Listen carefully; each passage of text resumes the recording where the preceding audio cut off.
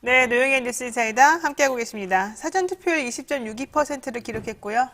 이제 오늘과 내일 선거운동이 끝나면 본투표로 선거가 마무리가 되죠.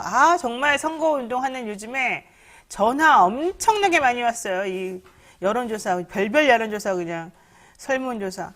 우리 동네 아닌데도 그냥 계속 와가지고 내가 아주 죽을 뻔했는데 저만 그런 건 아니겠죠. 자, 어쨌든 중요한 건 각 당은 그래서 각각의 목표치를 정해놓고 본투표를 기다리고 있다는 거죠.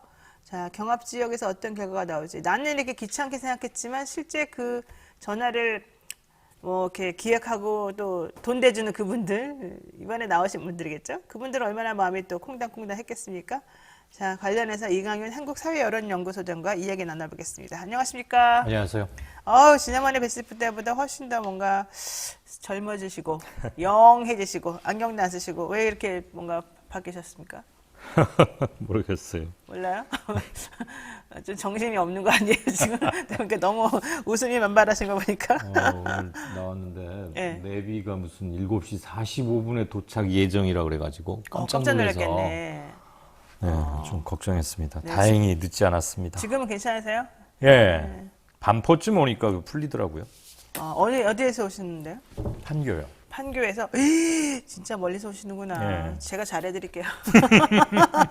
그 서울 특별 시민분들은 서울시 이외 보통 지역에 사는 사람들의 고충을 잘 모르십니다. 그렇군요. 아침에 오는데 6시 반에 집에서 나서는데도 서울에 들어오려면 1시간을 잡아야 되니까. 저도 6시 반에 나오는데. 어디세요? 서울이세요? 반포에서.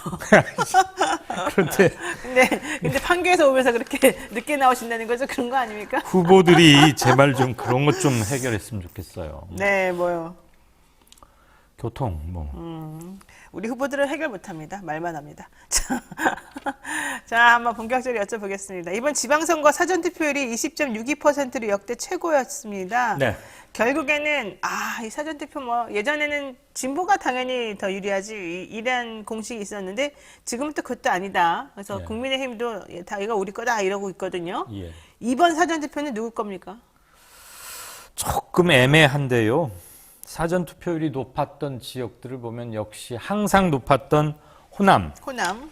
대구는 제일 낮아요. 여기는 항상 그렇고 항상 경기도도 전국 평균보다는 살짝 낮습니다. 네. 서울이 조금 높았고요. 이제 사전 투표율이 높아진다는 것은 더 이상 뉴스는 아니지요. 네. 그만큼 사전 투표율이 보편화되고 있다. 이 말은 어느 특정 정치 블록이나 특정 진영들이 사전 투표를 확실히 많이 해서 사전 투표는 누구 것, 어느 정당의 것이라는 등식은 점점 깨져가고 있다. 네. 이런 생각합니다. 본 투표, 투개표가 다 종료되고 나면 중앙선관위에서 공식 집계를 할 텐데 이번에도 민주당 쪽에 조금은 더 유리하지만 예전 바로 두어 달 전 대선에서 보였던 사전투표 이퀄 민주당 그거보다는 좀 많이 약해질 것 같습니다. 그래요? 보시죠. 아무래도 이제 대선 끝나고 특히 대선이 국민의힘에게 유리하게 돌아갔기 때문에 지선도 사실은 국민의힘 쪽이 이제 많이 유리해야 되는 거가 일반적인 생각인데 네. 그렇게 갈까요? 꼭 그렇지는 않을 것 같아요. 왜요? 사실 대선 지구서 두어 달 만에 치르는 지방선거라는 것은 네. 대선의 자기장 영향권을 벗어나기 힘들지 않습니까? 그렇죠. 그리고 어느 당이든 큰 선거에서 지고 나면 좀 헤매고 질서가 없어지고 말이 많게 나오고 네. 향후 노선이나 방향, 정체성 이런 걸 두고 뭐 논란이 있게 마련인데 네. 잘 아시다시피 민주당이 대선 패배 후에 뭐 조금 뭐랄까 난맥상 그런 걸 보였던 건 사실입니다. 그런데 그건 그래서 실망하시는 분도 당연히 계시겠지만 만약에 국민의힘이 대선에서 졌다면 그 정당 또한 비슷한 양상이었을 거예요. 네. 항상 지고 나면 뭐든지 큰일 치렀는데 지고 나면 뒷말 많이 나오고 찌그락찌그락 하기 마련입니다. 네. 그런데 민주당이 조금 특히 서울시장 후보 공천 과정이라거나 또 얼마 전에 터져 나온 성비위권 이런 것들로 전통적인 지지층들에게 실망감을 안겨준 것 또한 사실입니다.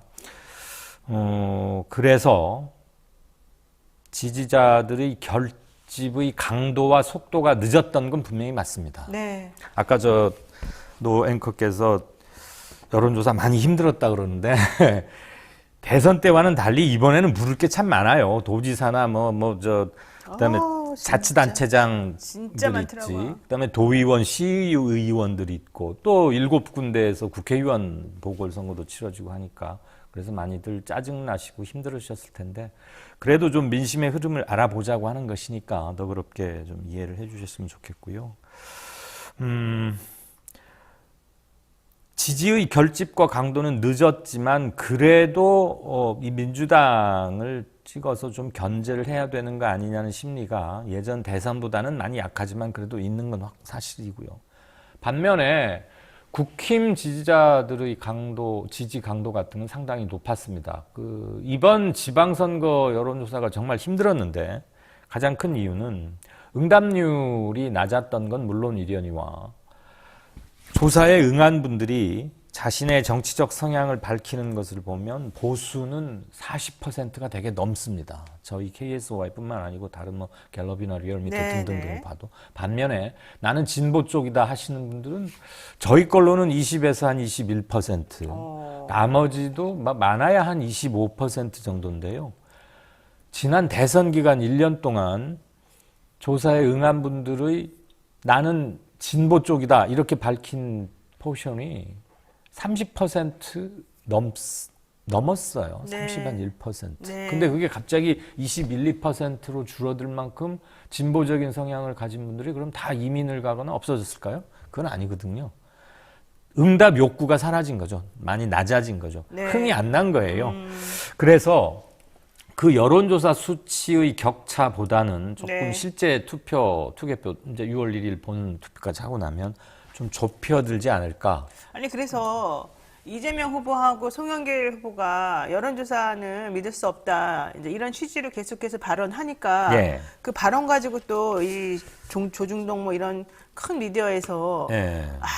여론조사 지니까 졌다니 말한다 또 이제 이런 식으로 해서 나오지 않았습니까? 단어 선택이 그닥 아름답거나 정확했던 것 같진 않아요. 네. 이를테면 나한테 불리하면은 지금 발표되는 여론조사 믿을 수 없어라고 하는 것은 달면 삼키고 쓰면 뱉는 감탄 고토와 비슷하죠. 만약에 지난 대선 때 윤석열, 이준석 막 갈등이 최고조에 달해가지고 지지율이 추락하고 했을 때 지금 여론조사 믿을 수 없어. 네. 만약 이렇게 국힘에서 말했다고 하면 네. 그거 역시 아전인수 아니냐 이런 반론이 바로 성립할 수 있기 때문에 지금 여론조사는 거짓말이다 믿을 수 없다라기보다는 여론조사가 굉장히 많이 이루어지고 있으니까 그리고 응답률 그다음에 샘플 구성 과정에서 지나친 차이를 보이니까 왜 이런 일이 생길까를 염두에 두면 그런 극단적인 용어는 저 같았으면 쓰지는 않았을 것 같고요.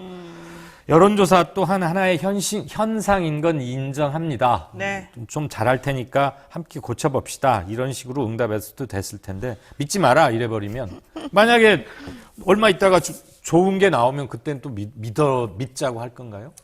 그러니까요. 근데 그게 좀 학습이 있는 것 같아요. 지난번 대선 때도 이준석 후보 10% 이상 차이 납니다 하고 난리를 쳤는데 결국 물론 지긴 졌습니다만 0.73% 차이 밖에 안 났고 또 지난번에 지선 때도 오세훈 시장하고 그때 한명숙 총리하고의 차이도 엄청나게 없었잖아요. 그리고 근데, 또 오세훈 고민정 국회의원 때도 그랬고. 근데도 퍼센테이지 여론조사는 엄청나게 두 자릿수 이상으로 차이 나는 것처럼 계속 보도가 됐었잖아요. 예. 그러니까 지선이라고 하는 특성 또 이제 좀 전에 직전에 대선에서의 그런 특성 이런 다 여러 가지가 합쳐져가지고 게다가 대선 끝나고 사람들이 이제 지지하는 사람들의 성향이 내가 뉴스 꼴드백이 되기 싫어 전화 받기도 싫어 나 거짓말을 할 거야 막 이런 심리가 이제 있다는 걸 아니까 이제 그렇게 한 게 아닐까 생각이 좀 드네요. 결국 여론조사에서는 보수적인 성향과 진보적인 성향의 응답률에서 상당히 큰 차이를 보였지만 실제 투표에서도 과연 그럴까? 그렇죠. 그거는 좀 그렇지 않을 거란 얘기죠. 그러니까. 그래서 저는 그 차이는 좀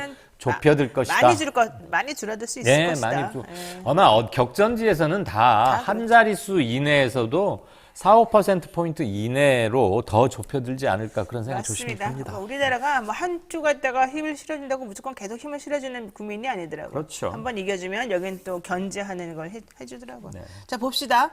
자, 민주당 이번 선거에서 서해벨트를 살리겠다 이런 구상을 했습니다. 텃밭인 호남하고 제주도는 승기를 당연히 잡고 경기, 인천, 수도권에서 승리를 확보하겠다. 지금 서울은 좀 열세를 인정하는 것 같아요. 예. 그렇지만 어쨌든 호남하고 제주는 확실한 승리를 인정하고 있고 네. 그다음에 경기, 인천, 수도권을 조금 격전지를 지금 보고 있는 예. 중인 거잖아요. 자, 민주당의 생각이 맞아요? 선거 2~3일 남겨두고는 맞죠? 쉽습니다. 각 당에서 집계하는 자당 확실 우세 지역 그렇죠. 그거는 서로 인정해 주는 게 맞고요. 네네네. 경기 인천을 이기면 네. 전체적인 지금 17군데 단위 선거구로 치러지잖아요. 17명의 네. 도백을 뽑는 건데 네. 경기 인천을 가져가는 쪽이 실질적으로는 지지 않았다 또는 이겼다라고도 말할 수 있어요. 그러니까 서울은 지더라도 경기, 인천만 가져가면 이기는 거예요? 정치적 의미를 부여할 때는 저는 충분하다고 생각합니다. 왜요? 서울은 제꼈어 이미. 서울은 그냥 포기야? 서울은 뭐 양당이 그렇다고 하니까. 네. 그리고 서울은 공천 과정에서 이미 네. 한 수 좀 접고 들어간 점이 있습니다. 민주당 그건 공천을 좀 그렇게 했을까? 뼈 네. 아픈 실망입니다. 뭐 네. 우리 집안 선수 밖에 내보낼 때 조금 문제 있더라도 안 보이는 데 가서 꾸지람도 하고 이런 얘기를 해야 되는데 다 보는 마당에서 그럼 꾸지람도 했다가 앉아있다가 또 다시 일어서자고 하니 골목에서 지켜본 사람들이 왜 어땠겠어요? 윤여준 비대위원장 그 당시에 좀 잘못했던 거 아니에요? 공천하는 네. 사람들이? 경기 인천은 뭐 지역적 특성으로나 인구 사이즈로나 볼 때 당연히 그러하고요. 네, 그 다음에. 경기는 솔직히 잘 모르겠습니다. 정말. 아니, 근데 원래 뭐 이렇게 행정 능력이나 여러 가지 경력이나 커리어나 이런 걸로 보면은 사실 김동연 후보가 더 개인 경쟁력에서는 점수를 높이 받아야죠. 비교하기 힘든데. 네, 근데 왜 또 정치는 안 그런가 보죠?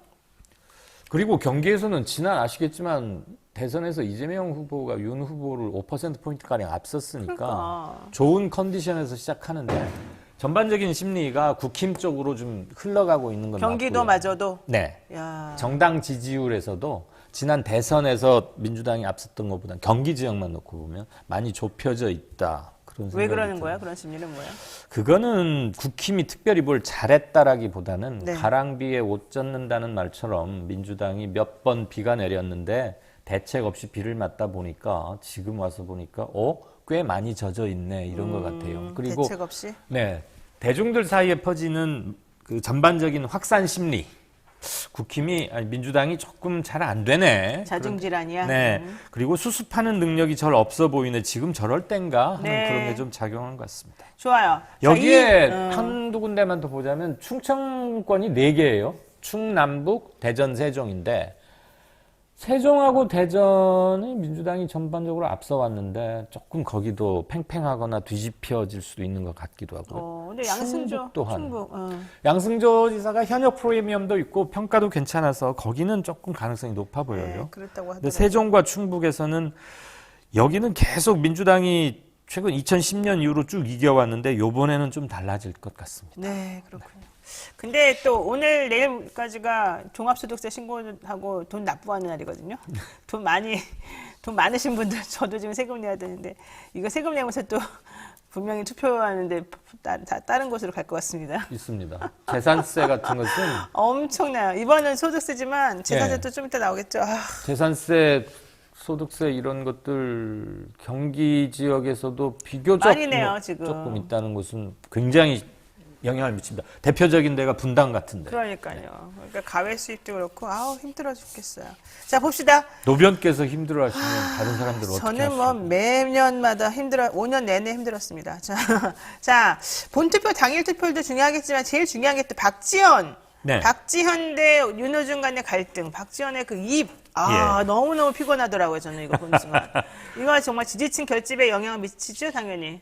있죠. 그리고 박지원 비대위원장 영입할 때만 해도 이렇게까지 정치적으로 파장을 많이 크게 하거나 그러리라고는 미처 생각지 못한 분들도 많았을 텐데 왜 이렇게 된 거예요? 끊임없는 이거는? 뉴스메이커고 물론 이분이 주장하는 것 중에 곰곰이 따져보거나 경론을 펼쳐야 할 건 맞습니다. 그런데 그게 있는 건 선거를 사실이지만. 앞두고 그렇죠. 이런 얘기를 지금 해야 하는 그 시기와 상황의 문제에서는 좀 반론도 만만치 않고요. 네. 어쨌거나 선거라는 것은 일종의 전쟁 아닙니까? 그럼요. 그랬을 때는 단일성과 통일성 이런 게 상당히 중요한데 그 점에서는 조금 생각을 해봐야겠다. 이건 그냥 너무 젊기만 하고 뭐 그래서 그런 것인지 네. 그런 문제가 있을 수 있습니다.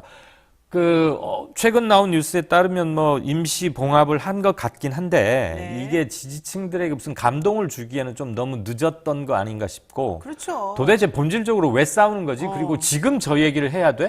바로 그건 조금 그거예요. 이따 해도 되는 거 아닌가? 바로 그거예요. 그 완급의 문제에서 사람들에게 실망을 계속 주었던 아니 것 그리고 같습니다. 너무 피곤했어요. 그리고 뭐 그 타임에 그 말을 해가지고 결론을 하고 싶은 게 도대체 뭔지, 소기의 목적 달성을 했는지, 그 목적 달성을 위해서 반드시 그게 필요했는지 아무도 몰라. 아무도. 그리고 현 비대위 내에서는 박 위원장이 제기하는 문제들을 해결할 자격도 없어요. 없고 능력이 능력도 없는 없어요. 거예요. 그리고 그거는 무슨 임시 비대위 체제에서 며칠 회의해가지고 그럼요. 하는 게 되는 게 아닙니다. 아니야. 네.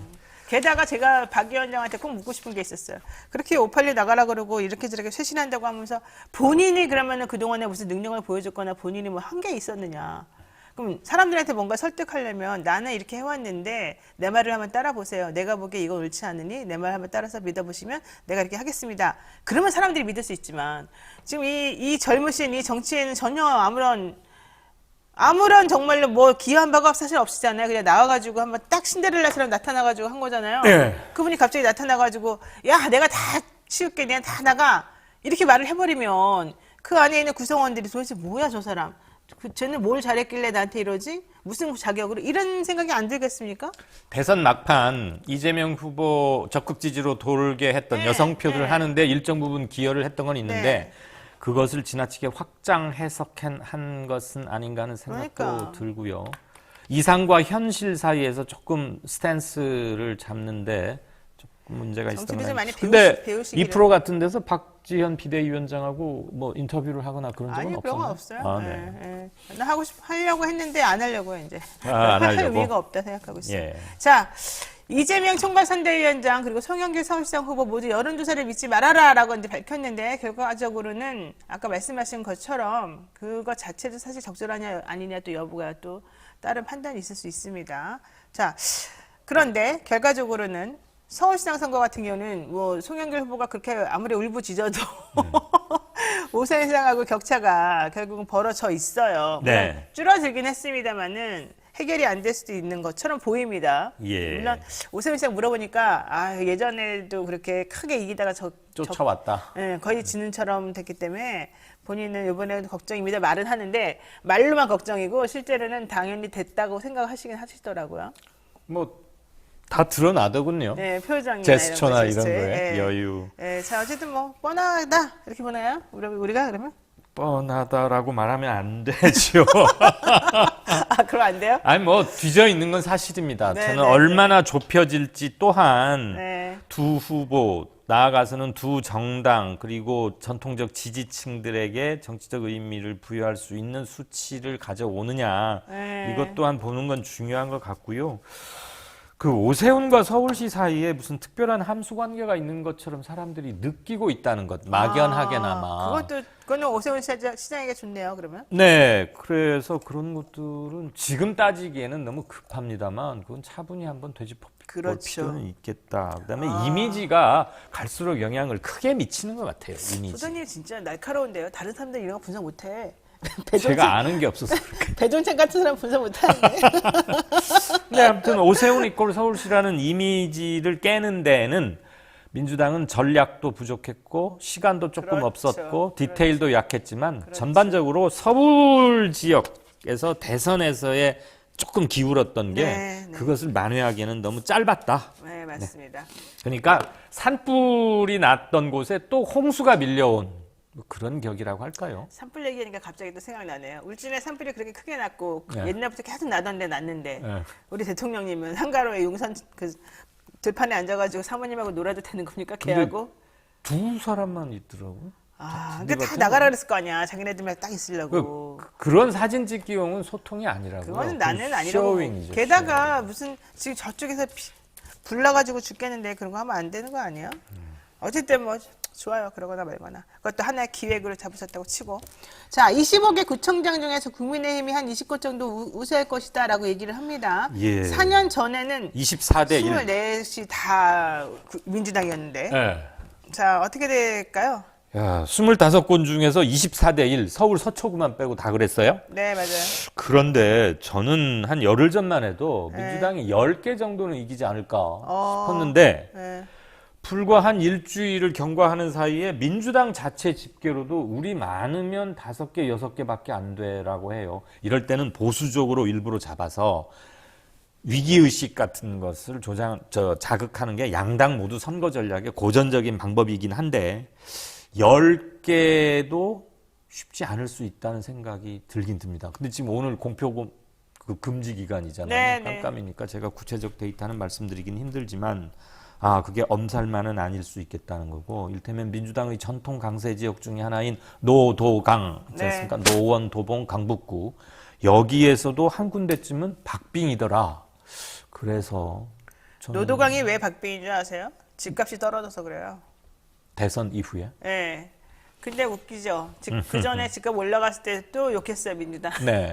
근데 이제 집값 떨어지면 또 민주당 욕하는 거야. 아무튼 이 욕망 투표와 분노 웃겨. 투표는 다른 걸로 모르겠어요. 이해했습니다. 좋아요. 자, 댓글 잠깐 읽어드리면, 이강윤 선생님 너무 멋지십니다. 고맙습니다. 좋습니다. 얼굴이 근데 좀 살찌셨네요. 이러니. 또 어떤 분들은, 박지연 연예인병 걸린 거냐, 뭐 이런 얘기도 하셨고요. 투표 잘합시다. 나라꼴 보세요. 박지연 때문에 망쳤습니다. 1번 리어도 다시 한번 어쩌고 이렇게 나오는데, 한 분이 저에 대해서 얘기하셨습니다. 빨간 옷 입으셨네요, 변호사님. 빨간 옷 좋아하시나요? 그건 아니겠죠? 이러는데, 저는 지난 금요일에 제가 파란 옷 입었잖아요. 뒤 배경이 파란색이어서 파란색을 잘 안 입어요. 왜냐면 좀 안 돼서. 빨간색이 대비가 되니까 이게 제일 낫더라고요. 근데 국민의힘 칼럼 이거 읽으면 이제 국민의힘을 좋아하는 거냐 막 이제 이래요. 그래서 앞으로 노란색을 입으려고. 근데 노란색은 또 정의당 아니야? 예. 그럼 뭘 입어야 되는 거야? 보라색 입어야 되나? 그냥 보라색 하나로만 그냥 단벌 신사로. 어쨌든 그럴 수는 없기 때문에 그냥 제가 나이 들면 또 원색을 좋아하는 관계로 아무거나 읽겠습니다. 제가 지난 여름엔가 그 닷새간 대신 잠깐 예, 진행을 그때 했었어요. 하셨죠. 너무 잘하셨다고. 여기 보니까 예. 그 노영희 파워, 티켓 파워 알겠더라고요. 왜요? 이강윤 쟤 언제까지 나와? 무슨 노변 소리야? 언제 나오는 내가 거야? 읽어봤는데 엄청나게 이강윤 최고, 노영희 이름 한마디도 없더만. 오늘도 지금 동접이 이렇게 많은데 지금 보세요. 동접 수가 얼마나 많은지. 놀랬습니다, 그때. 놀랬어요, 제가 지금. 어쨌든 잘하신다는 거. 자, 시간 다 돼버렸네. 벌써요? 네. 하나만 할게요. 경기도지사 선거 어떻게 될까요? 정말로 모르겠는데요. 굳이 말씀드리자면 네. 오차범위 2 내지만 김동연 후보가 조금이라도 앞서고 있는 게 하나쯤은 더 많은 것 같고 여론조사 한 5개를 고르라고 한다면 그러니까 차이 없이 김동연이 될 것이다. 별 차이 없이. 매우 근소한 딱 차이로. 붙은 김 후보가 알겠습니다. 조금은 개인 저력 같은 거에서 인물론 이런 거 조금 앞서는 건 좋습니다. 있는 것 같습니다. 인천 계양을 관련 강용석 후보는 몇 표 받을까요? 거기 한 3%? 3%? 2%? 3 내지 4%? 3대 3%? 3%쯤? 나는 솔직히 근데 이거 틀리면 꽤 창피해야 되는 건가? 이건 아니. 이거는 틀려도 상관없고. 3% 정도는 나오지 않을까 싶어요. 나는 2, 3%. 그런데 가로세로 연구소에 대해서는 진영을 떠나서 사람들이 매우 짜증내하고 눈살 찌푸리는 걸 저는 많이 느꼈거든요. 나쁜 일 너무 많이 했어요. 네. 좋아요. 하나 마지막. 인천 계양을 관련해서 또 우리 대선 이재명 후보. 후보였던 네. 이재명 후보에 대한 것이 사그라들지는 않으리라고 보고요. 낙승은 아닐 것은 거의 확실해 보입니다. 낙선은 아니지만 신승할 것이다. 네, 이재명 그리고 후보가. 김포공항 이 논란이 마지막에 무슨 제주 말살, 뭐 이준석 대표의 이런 강력한 어휘가 오히려 야 저건 너무 심하게 나간 거 아니야? 일석이조를 노린다고 해도 저거는 심해. 그리고 우리 시민사회의 수준이 올라갔다는 것을 저는 항상 믿고 있습니다. 알겠습니다. 자, 오늘 여기까지 말씀 나눠야 될 것 같습니다. 이강현 한국사회여론연구소 수장과 함께했습니다. 자주 나와주세요. 고맙습니다. 고맙습니다.